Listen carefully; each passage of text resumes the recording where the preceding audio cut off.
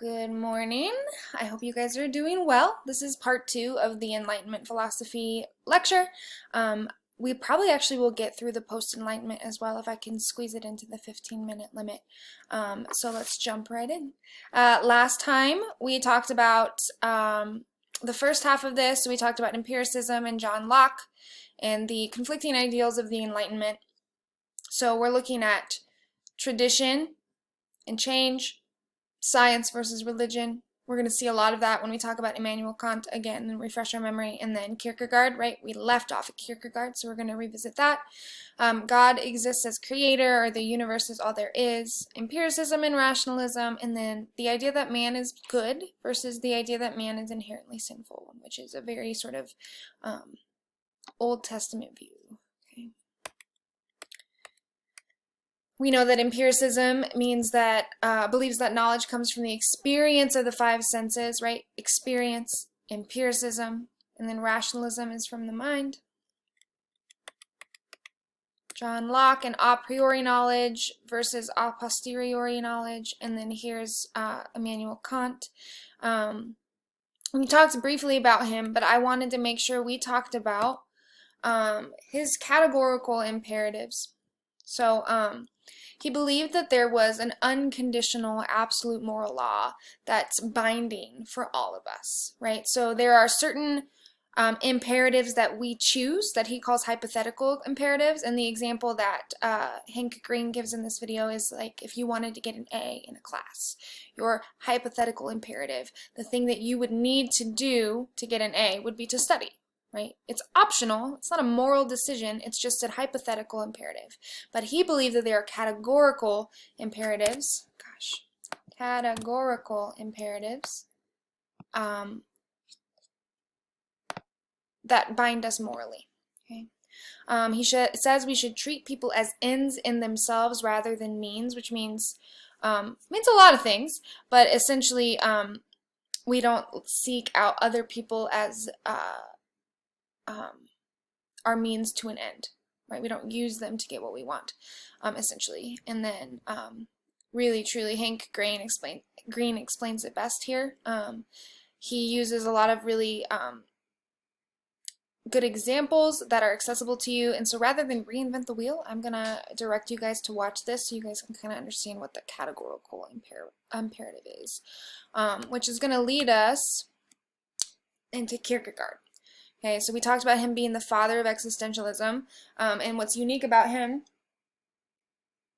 is unlike other existentialists, he unites his belief in God, the Christian God, with his idea that truth is subjectivity and subjectivity is truth. Okay. He does believe that there's absolute morality and truth somewhere out there, but he doesn't believe that it's owned by humans necessarily. So man doesn't have that. It comes from God. And we remember too that existentialism at its core is finding meaning in the subjective experiences of life, that there is no objective absolute meaning. Okay.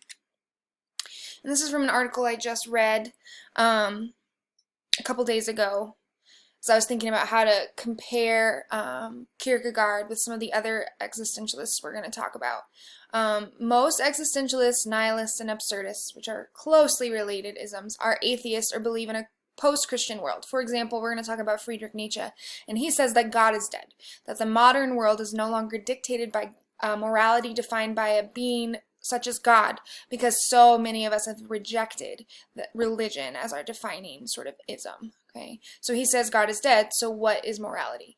Kierkegaard disagrees. He says that God is not dead. In fact, he says he knows that life can be absurd, meaning is hard to come by, and you can't really find it outside of yourself. It is not the death of God that causes this meaninglessness. It is the modern world's abstractions and pursuit of pure rationality without the passion or emotion required to seek out and find meaning. He also would agree, since he is a Christian, a devout Christian, that God is the center of where we find our meaning if we adhere to the same religion that he does. Reason and science, he says, tell us a lot of things, but they don't give our lives value or meaning. They just give us rationality and understanding. Any meaning that we have or value that we have comes from us and our subjective experiences in the world and our willingness to engage passionately with those. He talks about leaps of faith. So when we talk about taking a leap of faith into an experience that's new, and we're wholeheartedly into that. It's a very Kierkegaardian perspective, and he believes in living life as individuals. And this always makes me think of the Transcendentalists. So Ralph Waldo Emerson, Thoreau, okay, they were all about the power of the individual. Kierkegaard is very much in line with that, and I could be wrong about the exact dates for Kierkegaard, but I want to say, yeah, 1813 to 1855. That's about the time that there's a rise of Transcendentalism in the United States. So,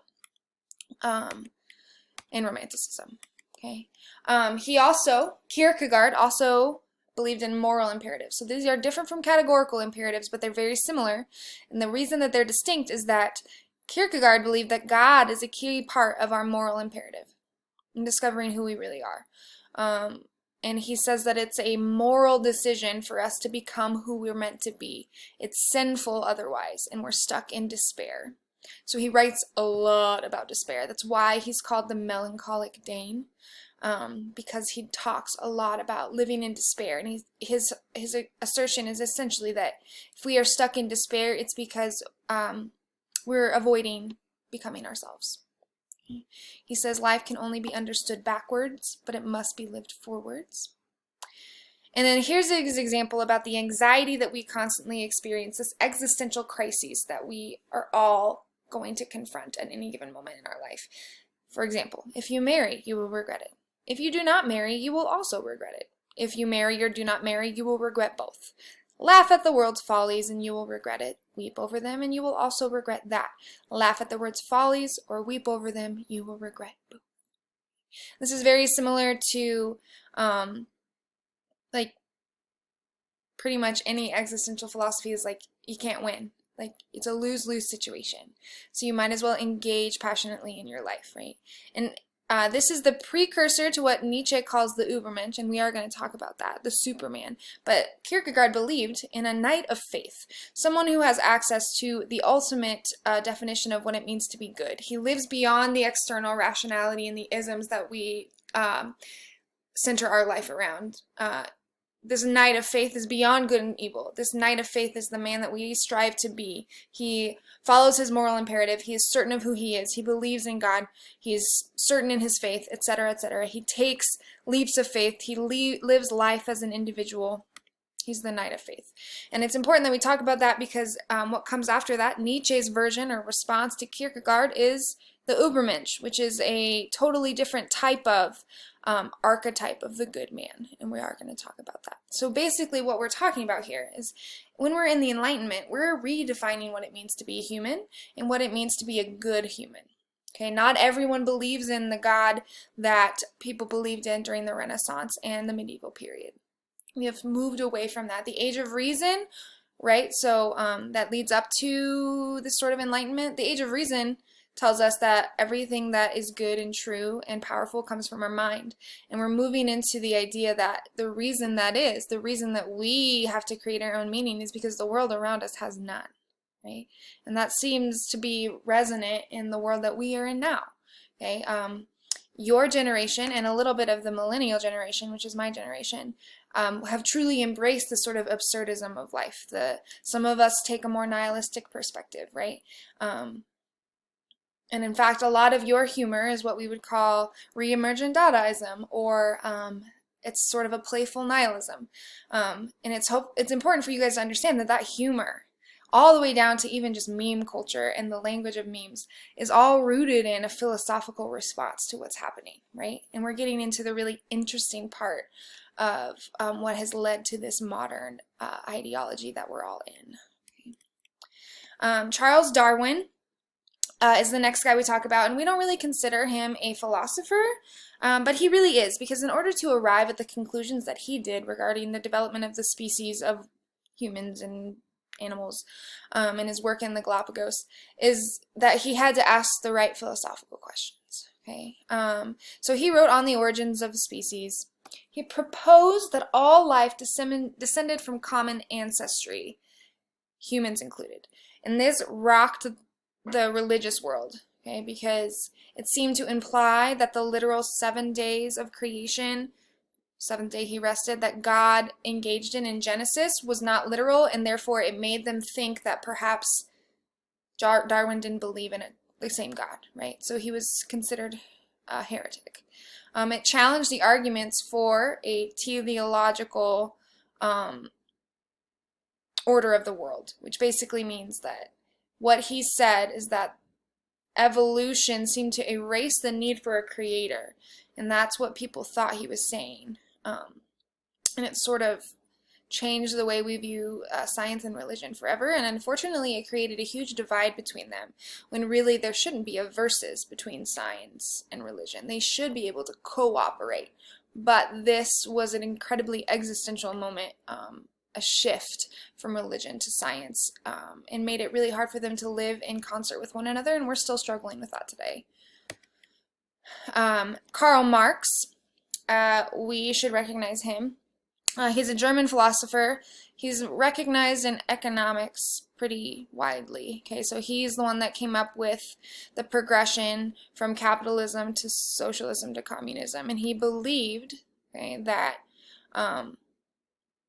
one would inevitably lead into the other. Okay, so his ideas were literally revolutionary. Okay, the world has been in perpetual instability since his death in the 1880s. It was unstable before that as well, but this is just a different kind of instability, right? Economic and political. There were revolutionaries present in every European country, and then of course we know that we kind of spread out from there. But he basically believed that history is summed up as a class struggle. Every event in history is a class struggle. The working class, which is the proletariat, or I'd say the poor, they both start with P, versus the rich. The bourgeoisie, the owners of production, the people who have, versus the people who have not, which are the proles. I remember the bourgeoisie by saying bougie. Okay, so bougie and bourgeoisie, they're the same kind of thing. They're the rich owners of production, and that is where we actually get the word bougie. And if you've read some books where they use the word proles, this is where they get that from. And essentially, here's what is commonly not understood about Marxist theories.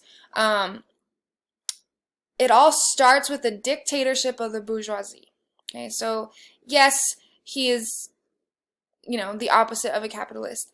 But what he sees is when capitalism becomes a dictatorship of the bourgeoisie, who owns the means of production, he believes that it creates instability because the working class feels suppressed and limited. And eventually, he says, they're going to rise up. They're going to get pissed. And we have seen that throughout history, right?